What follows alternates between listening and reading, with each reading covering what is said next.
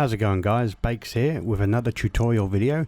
This time it's about how to use a drawing tablet to annotate drawings on your computer. So firstly, I'm going to show you the tablet that I actually purchased. It's a Wacom tablet. This model, Intuos. I bought the most basic model, the Draw. It's available worldwide. For the Australians out there, South Australia in this case, I bought mine from JB Hi-Fi, this model here. So it was $120 pretty much. I have heard you can get them cheaper, perhaps from Officeworks for as low as $80. So if you are interested, keep an eye out for it. You should definitely ask your art department or faculty if they have any of these, because you might be able to try before you buy. Borrow one over the weekend and just have a play with it and see how you enjoy it. But this is the model I bought. It's really basic. It's approximately sort of 7-8 inches diagonally across, and the actual writing pad is relatively small. You can pretty much expand your palm of your hand across it. Sorry I haven't got my webcam on right now, but yeah, if you could see, it's pretty much the size of my hand spread out, so it's not too big, and it sits comfortably underneath your hand. So after purchasing the tablet device, next you need software. You have a couple of choices. I started off using a program called Smooth Draw for Windows, but I moved to this one by Autodesk called Sketchbook. It's 100% free because you can use it on Mac and on Windows. So I've been playing around with it on both my Mac and my PC. So what you want to do is click on here down the bottom to download the free version. Okay, it's then about 80 megabytes from memory. 85 megs. It will download, and then you want to run through the installer. So while that's installing, let's go to one I downloaded earlier, and you want to get the desktop icon, and it looks like this, a little pencil. Okay, so I'm going to open this, and here we go. It opens up the window, and it runs through a little brief demo here. You can get more features if you wish to purchase the program, but the free program works just fine. And as I said, you can also use Smooth Draw, and I'll quickly show you what that looks like as well, just so you can see, as I do have that installed as well.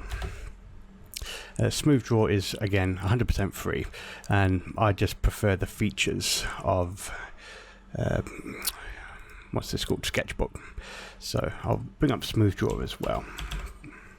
Both of these are pretty much the same. The features is basically just a blank canvas, different pens at the top. I just like the look and the feel of Sketchbook personally, but they both do the same thing. As you can see, if you were to pause now, you could see that they're pretty much identical.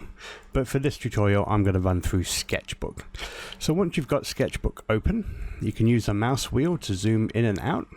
But what I'm going to do is I'm going to actually load up an image that I previously downloaded. I'll show you what I did. So I searched for Europe 1919. As you can see, there's a bunch of previously colored maps. I've actually chosen this one, the peterveronsky.org map. So Peter, if you're out there, it's a great map, thank you.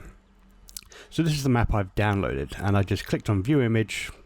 You can either right click to copy it straight in and paste, or you can save it if you so wish. But there you go, that's literally how you go. And once you're actually in the program, you can use this little window to resize,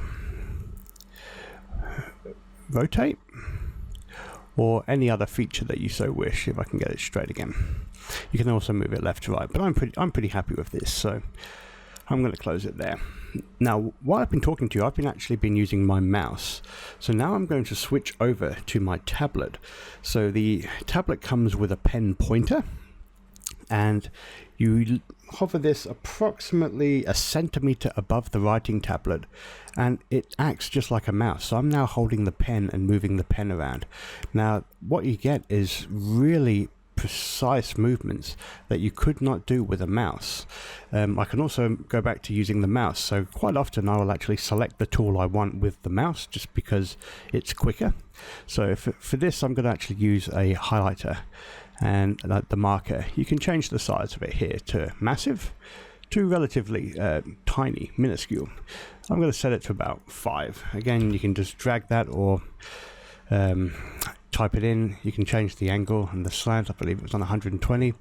When you're happy with that, just click up here on this little red circle and that'll go away. You can just left click here or tap with the pen to get predetermined colors. However, if you're not happy with these colors, then you can come up here and use the color wheel to really modify the color down to, you know, whatever you like. For this purpose, I'm going to generally just use the preset colors, and I'm going to show you roughly sort of what I've been practicing, and this is just on maps. So I'm going to come here to Germany. I'm going to say, well, I want to focus on the Hitler's Germany of, you know, the territorial borders after the Treaty of Versailles. So you know, I want to highlight this. So I'm just going to color it in, and depending on what size brush you use or pen will determine how long it takes. I'm going to actually just keep recording while I do this, but if I wanted to, I could speed up the footage and it would go significantly quicker. Because this has a little bit of grey in it, you might even be able to just, whoop, no. And as you can see, because there are gaps in these lines, it's going to fill in everything. If you find a map with solid lines, that's the quickest way to fill one in. It will just instantly do that. But no worries. You make a mistake, you got this little arrow here, or Control Z, bam. So I'll go back to the marker and I will just keep filling it in. So this is basically a highlighter and it's relatively quick. It's great for sort of showing sort of initial territorial changes. I mean, this is just for doing maps. This could be annotation of diagrams. It could be writing over a PDF. You could take a screenshot of a PDF or any document and provide annotations to it. So this Wacom is really, the tablet's really added a bow to my sort of digital toolkit, if you will, of what I can use it for. So I've only had this since last Wednesday, so it's been just under a week, and I've already played around and made a couple of maps. So as you can see, it's not perfect, and I'll show you what you can do to fix that. But you get the gist of it. So I'm going to quickly color this last little bit in. The other maps I made were significantly quicker because they weren't as highly detailed as this one. So you do need a bit of patience, and at first the sensation of writing on a tablet and watching the screen instead of looking down at, say, paper when you're drawing is a little bit disorientating, but once you get used to it, it's actually it comes to be second nature. But as you can see, I've kind of gone over a couple of lines here. So what you can do is come here with the soft eraser, and if you see how big that circle is, that's pretty big. Okay, so again, you can change the size of it. So I'm going to put in, say, 3 pixels.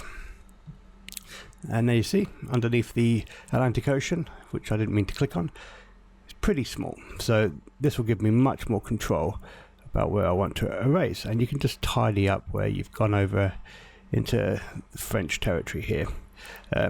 Not that the Germans didn't get there in the end anyway. So just tidying up this little mess here. You don't have to be this pedantic, but I tend to be because I'm a perfectionist, unfortunately.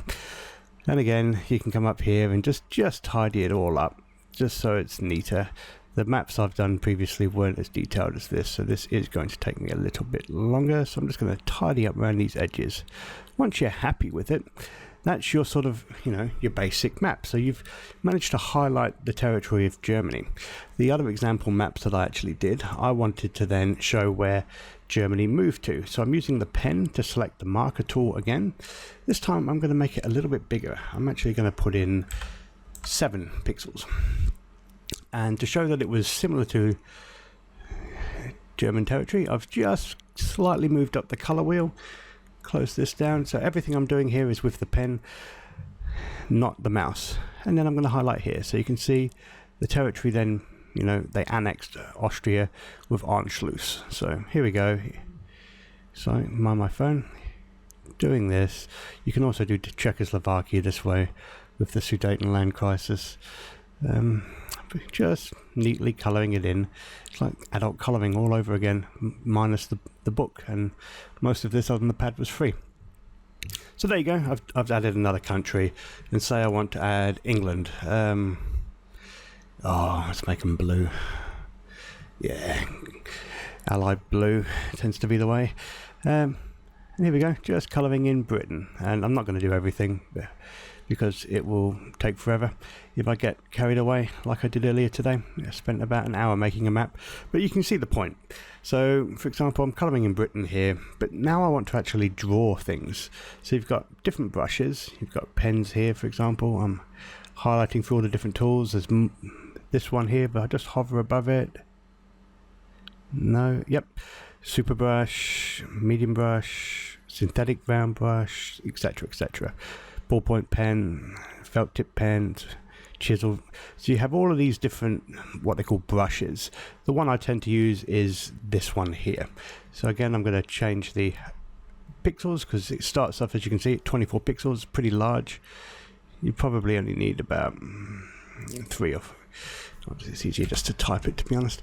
So I'm going to put 3 in, and we're going to have some black arrows. Oh, nah. Let's go bright green. Excuse me. Right, so I've got these bright green arrows. So then, if I really wanted to get really detailed, I can now talk about how Germany actually conquered Poland. So after making the non-aggression pact with the Soviet Union, and of course they'd annexed Czechoslovakia by this point, so the pincers moved like this. You had 2 meet up on either side of Warsaw. Okay, so you can see that drawing arrows is relatively easy. I could then talk about, crashing around the Maginot Line straight through the Ardennes. So they punched through here and then swung up, swung down. So you can really, whatever you want to draw on this map. I've just picked World War II because it's my thing. Writing is relatively simple and quite neat, much easier than using a mouse. You can do cursive quite easily as well. So, how are you, for example? So, yeah, not bad. And the more you practice, the better you get. So, this has been a real quick overview of how to do this. I mean, I can search the web for all manner of things. For example, let's do a tiger tank. Again, using the World War II theme. So if I want to pull up various things of a tiger tank and highlight that, I'll pick one. That's a cool picture. So when it's finished loading up, so I'm downloading something on the other computer, copy image. Here, if you're unhappy with anything, you can just press backspace and it'll delete the whole thing. I can then throw this in. I'll leave that there. It's still got the green arrow highlighted. So for example, I can say, this is the MG 34 coaxial machine gun. This is the 88mm high velocity cannon. You name it, I can name anything I want. Notice the tricolor camo. So as you can see, quite simple, and this has taken me 20 seconds, if that. So you really are limited by your imagination. The pencil, for example, is much finer normally, as you can see. Very hard to see because it's very fine. So if you just had a blank canvas, it looks like this. And you can also change the canvas background. I just got to remember how to do that. One moment. Okay, so I've quickly just paused the recording while I reminded myself where it was. So you come to Window, Layer Editor. If you want to change the background, it's here. So Salman Khan, for example, he tends to have black backgrounds and will then use normally a yellow brush more often than not. So come over here, we'll pick yellow. There you go. So Salman Khan videos often use colors like this. So if you've seen Khan Academy, this is the sort of program he uses to do it.